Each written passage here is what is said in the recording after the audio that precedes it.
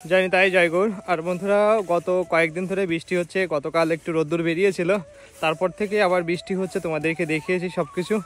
তো এখন আমি বেরিয়ে পড়েছি কুলেকাটা, মানে যে শাক হয় না, তাই সেই শাক তোলার উদ্দেশ্যে।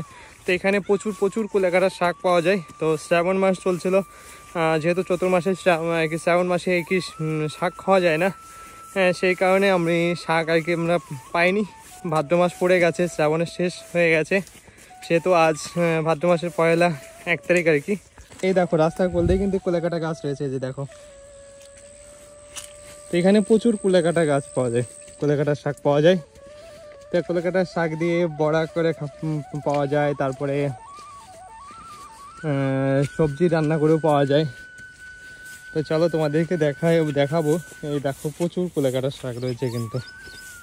তো ওইদিকে আরও রয়েছে, চলো ওইদিক থেকে আগে নিই, তারপরে এদিকে দেখবো। আর দেখো ওই পাহাড়ের দিকে দেখো মেঘগুলো ভেসে যাচ্ছে, পুরো সাদা হয়ে আছে, আর প্রচুর প্রচুর বৃষ্টি হচ্ছে কিন্তু এদিকে।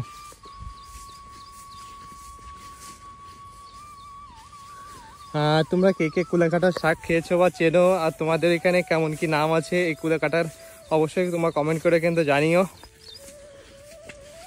আর দেখো ওইদিকে পুরো সাদা হয়ে আছে, বৃষ্টি পড়ছে কুয়াশার মতো গুড়ি গুড়ি। এদিকে অনেকদিন আসা হয় না, এই পথ দিয়ে বাজারে যাওয়া হয় না। তো আগে এই পথ দিয়ে যেতাম বাজারে, তো এখন বোটে করে যায় সেহেতু অন্য পথ দিয়ে যাওয়া হয়। আর এই পথ দিয়ে অনেকদিনই আসা হয় না, এইদিকে আসা হয় না আর কি।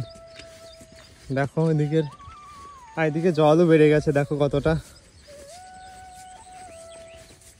আর এই যে পাহাড় দেখতে পাচ্ছ না, এই পাহাড়ের জঙ্গল মানে ফরেস্ট, এখানে সব কিছুই আছে, সব রকমের পশুই আছে, হরিণ থেকে শুরু করে হরিণ, ময়ূর, বাঘ, সব কিছুই আছে কিন্তু।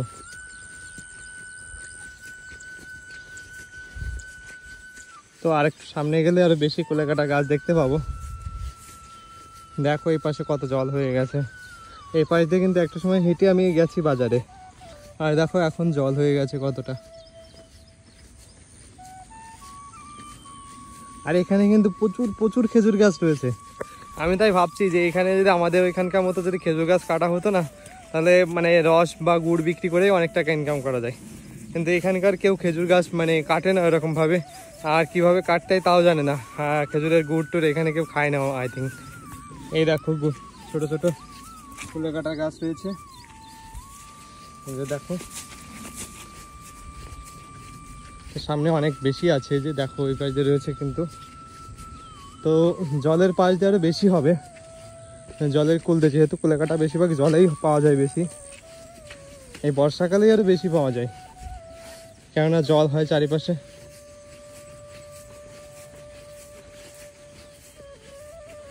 এই দেখো কুলেকাটা গাছ, এই যে দেখো কুলেকাটার শাক, কত শাক রয়েছে, এই দেখো জলের মধ্যে হয়েছে। তো এইভাবে ছিঁড়ে নিয়ে যাব, তারপরে ঘরে যেয়ে তারপরে আবার ভালো করে বাছাই করে এটা শাক করে বা বড়া করে রান্না করে খাওয়া যায়। এই কুলেকাটার শাক খেলে কিন্তু শরীরে রক্ত হয়।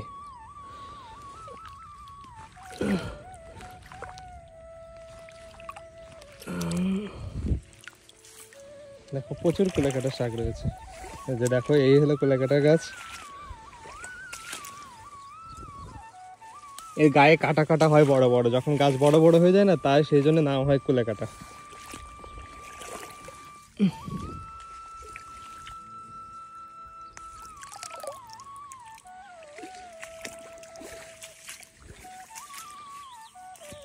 তো চলো তোমরা দেখতে থাকো, আর পরে তুলে আবার তোমাদেরকে দেখাই। আর দেখো বন্ধুরা কতগুলো কুলেকাটার শাক তুলেছি, এই যে। তো এই পাড়িটা নিচে দিয়ে কিন্তু আরও রয়েছে, জলে তো রয়েছেই, তারপরে উপর দিয়েও কিন্তু অনেক রয়েছে।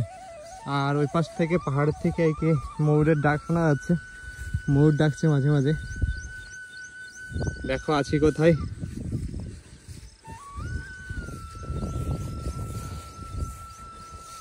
আর এখানে কিন্তু আমি যেখানে আছি এখানে কিন্তু প্রচুর প্রচুর ভেষজ ঔষধি গাছ, তারপরে এমনি শাকসবজির গাছ প্রচুর আছে।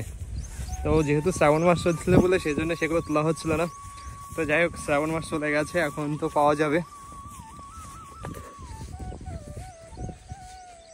এই যে দেখো, এই যে কাটা হয়ে গেছে না, এই যে সব কালো কালো গাছগুলো দেখতে পাচ্ছ, এগুলো সব কিন্তু কুলে কাটা গাছই। দেখো এই যে দেখাচ্ছি তোমাদেরকে, এই যে দেখো এগুলো আগের বছরের গাছ, যেগুলো দেখো কুলে কাটা কাটা বড় বড় কত বড় বড় কাটা রয়েছে।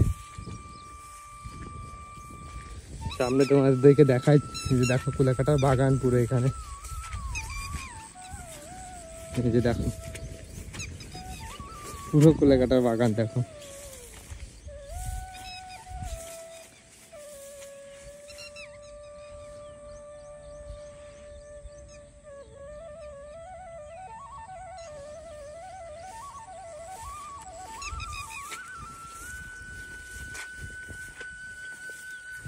তো চলো তোমাদেরকে দেখালাম সব কিছু। তো এখন এইটা নিয়ে যে রান্না করব, তারপর প্রসাদ পাবো। তো চলো তোমাদের সাথে পরে আবার কথা হবে। আর আমার ভিডিও যদি ভালো লেগে থাকে তো অবশ্যই লাইক কমেন্ট শেয়ার আর সাবস্ক্রাইব করে অবশ্যই পাশে থেকে সাপোর্ট করে এভাবে। জয় নিতাই, জয় গৌর।